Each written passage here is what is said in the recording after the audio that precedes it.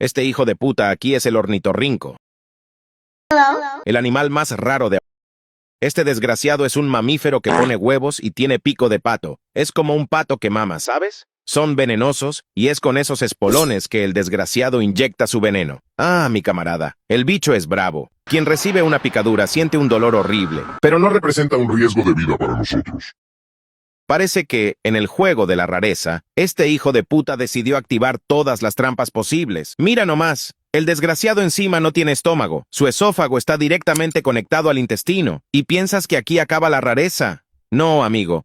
El desgraciado además brilla en la oscuridad. Así es. Tiene bioluminiscencia. Son excelentes nadadores y pueden bucear hasta 13 metros de profundidad para conseguir comida. ¿Conoces un animal más raro que este hijo de puta?